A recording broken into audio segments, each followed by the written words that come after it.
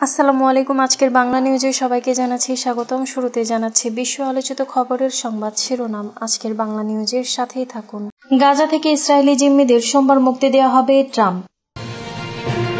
বিধ্বস্ত ঘরবাড়িতে ফিরেছেন ফিলিস্তিনিরা। ভারতীয় মদতপুষ্ট ৩০ জঙ্গিকে হত্যার দাবি পাকিস্তানের। গাজায় যুদ্ধবিরতি বাস্তবায়িত হলে এবং তা শান্তি নিশ্চিত করলে তিনি মার্কিন প্রেসিডেন্ট ডোনাল্ড ট্রাম্পের কৃতিত্ব দেবেন জোহরান মামদানি। যুক্তরাষ্ট্রের টেনেসিতে ভয়াবহ বিস্ফোরণে নিখোঁজ ১৮, সবার নিহতের শঙ্কা। ট্রাম্প কেন নোবেল পেলেন না জানালো নোবেল কমিটি। জুলাই বিপ্লবের চেতনাকে বাইপাস করলে রাজপথে যুদ্ধ হবে মামুনুল হক। এতক্ষণ শুনছিলেন বিশ্ব আলোচিত খবরের সংবাদ শিরোনাম, এবার বিস্তারিত। গাজা থেকে ইসরায়েলি জিম্মিদের সোমবার মুক্তি দেওয়া হবে ট্রাম্প। গাজায় হামাস ও অন্যান্য সশস্ত্র গোষ্ঠীর হাতে জিম্মি ইসরায়েলি নাগরিকের আগামী সোমবার ঘরে ফিরবেন বলে জানিয়েছেন মার্কিন প্রেসিডেন্ট ডোনাল্ড ট্রাম্প। যুক্তরাষ্ট্রের মধ্যস্থতায় স্বাক্ষরিত যুদ্ধবিরতি চুক্তির অংশ হিসেবে ওই দিন ২০ জন জীবিত ও ২৮ জন মৃত জিম্মির দেহ হস্তান্তর করা হবে। ট্রাম্প বলেন, এখনও কিছু জিম্মির মরদেহ মাটির নিচ থেকে উদ্ধারের কাজ চলছে। গাজায় থাকা জীবিত জিম্মিদের বিষয়ে ট্রাম্প বলেন, তাদের এমন কঠিন পরিবেশে রাখা হয়েছে যে খুব কম মানুষই জানে তারা কোথায় আছেন। ট্রাম্প আরও বলেন, তিনি এই সপ্তাহান্তে কায়রোর যাওয়ার পরিকল্পনা করছেন। যুক্তরাষ্ট্র ফেরার আগে তিনি ইসরায়েলি পার্লামেন্ট নেসেটে ভাষণ দেবেন। গাজা শান্তি চুক্তির শর্ত মেনে যুদ্ধবিরতি কার্যকর হওয়ার ৭২ ঘণ্টার মধ্যে সব জিম্মিকে মুক্তি দেওয়ার প্রতিশ্রুতি দিয়েছে হামাস। ইসরায়েল সরকার শুক্রবার ভোরে মন্ত্রিসভায় এই চুক্তির অনুমোদন দেয় এবং দুপুরে এটি কার্যকর হয়। এরপর ইসরায়েলি সেনারা গাজার নির্দিষ্ট এলাকা থেকে সেনা প্রত্যাহার শুরু করে। চলতি সপ্তাহের শুরুতে সংবাদ মাধ্যমের কিছু খবরে বলা হয়েছে, হামাস মৃত জিম্মিদের দেহাবশেষ খুঁজে বের করতে সমস্যায় পড়তে পারে। এমনটি হলে সোমবার পরিকল্পিত বন্দি বিনিময় প্রক্রিয়া জটিলতার মুখে পড়বে। বিধ্বস্ত ঘরবাড়িতে ফিরছেন ফিলিস্তিনিরা। ফিলিস্তিনের গাজায় টানা ২ বছর ধরে ইসরায়েলের নৃশংসতার পর অবশেষে যুদ্ধবিরতি শুরু হয়েছে। চুক্তি অনুযায়ী উপত্যকাটির নির্দিষ্ট এলাকা পর্যন্ত সেনা সরিয়ে নিচ্ছে ইসরায়েলি বাহিনী। যুদ্ধবিরতির খবরে বিধ্বস্ত বাড়ি ঘরে ফিরতে শুরু করেছেন বাস্তুচ্যুত ফিলিস্তিনিরা। মিশরের পর্যটন শহর শারম আল শেখে গত বুধবার হামাস ও ইসরায়েল এই যুদ্ধবিরতিতে রাজি হয়। দীর্ঘ বৈঠকের শেষে গতকাল শুক্রবার ভোরে চুক্তিটির অনুমোদন দেয় ইসরায়েলের মন্ত্রিসভা। চুক্তির শর্ত অনুযায়ী যুদ্ধবিরতি কার্যকরের ২৪ ঘণ্টার মধ্যে গাজার নির্দিষ্ট এলাকা পর্যন্ত সামরিক বাহিনী অবস্থান সরিয়ে নেবে ইসরায়েল। আরও ৭২ ঘণ্টা অর্থাৎ সোমবার দুপুর নাগাদ গাজায় এখনও বন্দী থাকা জীবিত সব জিম্মি ইসরায়েলকে ফিরিয়ে দেবে হামাস। এরপর ইসরায়েল বিভিন্ন কারাগারে বন্দী প্রায় ২,০০০ ফিলিস্তিনিকে ফিরিয়ে দেওয়া হবে। গাজায় সংঘাত বন্ধে মার্কিন প্রেসিডেন্ট ডোনাল্ড ট্রাম্প সম্প্রতি যে ২০ দফা শান্তি পরিকল্পনা ঘোষণা করেছিলেন তার প্রথম ধাপে বলা হচ্ছে এই যুদ্ধবিরতিকে। ওই পরিকল্পনা নিয়ে সোমবার থেকে মিশরের হামাস ও ইসরায়েলের পরোক্ষ আলোচনা চলছিল। আলোচনায় যোগ দিয়েছিল ফিলিস্তিনি সংগঠন ইসলামিক জিহাদ ও Popular Front for the Liberation of প্যালেস্টাইনও। হোয়াইট হাউসের প্রকাশিত একটি মানচিত্রে দেখা যায়, ট্রাম্পের শান্তি পরিকল্পনার অধীনে ৩ ধাপে গাজা থেকে ইসরায়েলি সেনা প্রত্যাহার করা হবে। শেষ ধাপে সেনাদের অবস্থান সরিয়ে নিলে গাজায় ইসরায়েল সীমান্ত বরাবর ১৫% এলাকা ইসরায়েলের নিয়ন্ত্রণে থাকবে। যুদ্ধবিরতির পর গতকাল গাজার বিভিন্ন এলাকা থেকে প্রথম ধাপে ইসরায়েলি সেনাদের অবস্থান সরিয়ে নিতে দেখা যায়।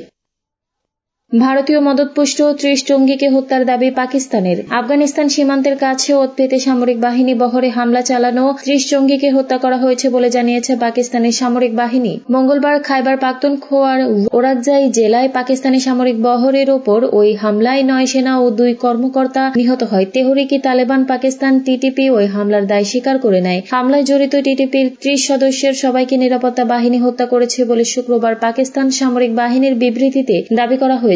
বিবৃতিতে বলা হয়েছে, বিশ্বাসযোগ্য তথ্যের ভিত্তিতে চালানো অভিযানে তীব্র গুলি বিনিময়ের পর সন্ত্রাসী হামলাটিতে জড়িত ভারতীয় মদতপুষ্ট ৩০ খারেজির সবাইকে নরকে পাঠিয়ে দেওয়া হয়েছে। ওরাকজাইয়ের জামালা মায়া এলাকায় অভিযানটি হয়েছে বলে পাকিস্তানের ইন্টার সার্ভিসেস পাবলিক রিলেশনসের বিবৃতির বরাত দিয়ে জানিয়েছেন ডন। মেতে কয়েক দশকের মধ্যে সবচেয়ে রক্তক্ষয়ী সংঘাতে জড়িয়ে পড়েছিল দক্ষিণ এশিয়ার ২ পারমাণবিক শক্তিধর দেশ ভারত ও পাকিস্তান। ডোনাল্ড ট্রাম্পকে গাজা যুদ্ধবিরতির কৃতিত্ব দেবেন জোহরান মামদানি। যদি যুক্তরাষ্ট্রের নিউ ইয়র্ক নগরের মেয়র পদে ডেমোক্রেটিক পার্টির প্রার্থী জোহরান মামদানি গতকাল শুক্রবার বলেছেন, গাজায় যুদ্ধবিরতি বাস্তবায়িত হলে এবং তা শান্তি নিশ্চিত করলে তিনি মার্কিন প্রেসিডেন্ট ডোনাল্ড ট্রাম্পকে এর কৃতিত্ব দেবেন। জোহরান আরও বলেন, হোক হামাসের ৭ অক্টোবরের হামলা বা ফিলিস্তিনিদের উপর ইসরায়েল সরকারের জাতিগত নিধন, এই চুক্তি কখনোই গত কয়েক বছরের দুর্দশা মুছতে পারবে না। আমরা যা বলার চেষ্টা করছি তা হলো, কোনো চুক্তি ধ্বংসস্তূপকে আগে আগের অবস্থায় ফিরিয়ে আনতে পারবে না বা সবকিছু স্বাভাবিক করতে পারবে না। গাজায় ইসরায়েলি আগ্রাসনকে প্রায় জাতিগত নিধন বলে উল্লেখ করেছেন জোহরান মামদানি, যদিও এ ধরনের অভিযোগ বরাবরই অস্বীকার করেছে ইসরায়েল। 7 অক্টোবরের হামলার দ্বিতীয় বার্ষিকী উপলক্ষে দেওয়া বিবৃতিতে জোহরান হামাস, ইসরায়েল ও যুক্তরাষ্ট্র সরকারের নিন্দা করেন। তিনি গাজা যুদ্ধে যুক্তরাষ্ট্রকে ইসরায়েলের সহযোগী বলেও আখ্যা দিয়েছেন। জোহরান সিএনএনকে বলেন, জাতিগত নিধন বন্ধ হলে এবং জিম্মিরা মুক্তি পেলে এটি প্রশংসার যোগ্য বলে আমি মনে করি। এই দুটি কাজ একসঙ্গে সম্পন্ন করতে হবে। নির্বাচিত হলে জোহরান মামদানি হবেন নিউ ইয়র্ক নগরের ইতিহাসে প্রথম মুসলিম মেয়র। এই নির্বাচনের প্রচারে নিয়মিত আলোচনার কেন্দ্রবিন্দুতে ছিল গাজা যুদ্ধ। সাম্প্রতিক মাসগুলো নির্বাচনী এলাকায় তার প্রতি ইহুদিদের সমর্থন বেড়েছে। তিনি ইহুদি বিদেশের বিরুদ্ধে লড়াইয়ের প্রতিশ্রুতিও পুনর্ব্যক্ত করেছেন। যুক্তরাষ্ট্রের টেনেসিতে ভয়াবহ বিস্ফোরণে নিখোঁজ 18, সবার নিহতের সংখ্যা। যুক্তরাষ্ট্রের টেনেসি রাজ্যের গ্রামীণ অঞ্চলে একটি অস্ত্র কারখানায় ভয়াবহ বিস্ফোরণের ঘটনা ঘটেছে। এতে ধ্বংসস্তূপে পরিণত হয় পুরো ভবন। এই ঘটনায় রিপোর্ট লেখা পর্যন্ত নিখোঁজ রয়েছে অন্তত 18 জন, যাদের সবার মৃত বলে আশঙ্কা করা হচ্ছে। Humphreys County sheriff Chris Davis এক সংবাদ সম্মেলনে বলেন, এটি আমার ক্যারিয়ারের সবচেয়ে ভয়াবহ পরিস্থিতিগুলোর মধ্যে একটি। এর কারণ নির্ধারণ করতে কিছু সময় লাগবে। এফবিআই এবং অ্যালকোহল, তামাক, আগ্নেয়াস্ত্র ও বিস্ফোরক ব্যুরোর তদন্তকারীরা ঘটনাস্থল পরিদর্শন করেছেন। যেখানে বিস্ফোরণটি ঘটেছে সেই ভবনের বর্ণনা জানতে চাইলে ডেভিস বলেন, বর্ণনা করার মতো কিছু নেই, এটি শেষ হয়ে গেছে। WTVF টেলিভিশনের প্রচারিত ভিডিওতে ভবনটির ধ্বংসাবশেষ থেকে আগুন এবং ধোঁয়া বের হতে দেখা গেছে। প্রত্যক্ষদর্শীরা জানিয়েছেন, বিস্ফোরণের শব্দ কয়েক মাইল দূর পর্যন্ত শোনা গেছে এবং অনুভূত হয়েছে কম্পনও। ডেভিস প্রথমে বলেন 19 জন নিখোঁজ ছিলেন, কিন্তু পরে WSMV টেলিভিশন সংশ্লিষ্ট কর্মকর্তাদের উদ্ধৃত করে জানায়, নিখোঁজদের মধ্যে একজনকে বাড়িতে নিরাপদে পাওয়া গেছে। এটিকে কোম্পানিটি বিস্ফোরণের কারণ সম্পর্কে কোনো ইঙ্গিত না দিয়ে একটি বিবৃতিতে বলেছে, এই ঘটনায় ক্ষতিগ্রস্ত পরিবার ও সহকর্মীর সদস্যদের সঙ্গে আমাদের চিন্তাভাবনা এবং প্রার্থনা রয়েছে। ট্রাম্প কেন নোবেল পেলেন না, জানালো নোবেল কমিটি। কয়েকটি রক্তক্ষয়ী যুদ্ধ থামানোর দাবি করে শান্তিতে নোবেল পুরস্কারের যোগ্য দাবিদার হিসেবে নিজেকে উপস্থাপন করে আসছিলেন মার্কিন প্রেসিডেন্ট ডোনাল্ড ট্রাম্প। তবে ট্রাম্পকে হতাশ করে শেষ পর্যন্ত ভেনেজুয়েলার বিরোধী দলীয় নেতা মারিয়া করিনা মাচাদোর হাতে উঠেছে এবার নোবেল শান্তি পুরস্কার। মারিয়া করিনা মাচাদো নোবেল জেতার পর নোবেল কমিটিকে ট্রাম্পের ব্যাপারে প্রশ্ন করেছিলেন এক সাংবাদিক। তিনি জিজ্ঞেস করেন, ট্রাম্পকে নোবেল দিতে ট্রাম্পের নিজের কাছ থেকে এবং বিশ্বের অন্যান্য যেসব জায়গা থেকে চাপ এসেছিল, সেই চাপ তাদের পুরস্কার ঘোষণায় কোনো প্রভাব ফেলেছে কিনা। এর জবাবে নোবেল শান্তি কমিটির চেয়ারম্যান জোর্গেন ওয়াটনে ফ্রাইডেন্স স্পষ্ট করে বলেন, নোবেল শান্তি পুরস্কারের দীর্ঘ ইতিহাসে আমরা এর আগেও অনেক প্রচারণা ও গণমাধ্যমের চাপ দেখেছি। প্রতি বছরই আমরা হাজারো চিঠি পাই যেখানে মানুষ জানায় তাদের মতে শান্তি কিসে আসে। তবে তিনি জানান, এসব চাপ নোবেল পুরস্কারের জন্য নেওয়া সিদ্ধান্তকে প্রভাবিত করে না। তিনি বলেন, কেবলমাত্র আলফ্রেড নোবেলের কাজ ও ইচ্ছাই আমাদের সিদ্ধান্তের ভিত্তি।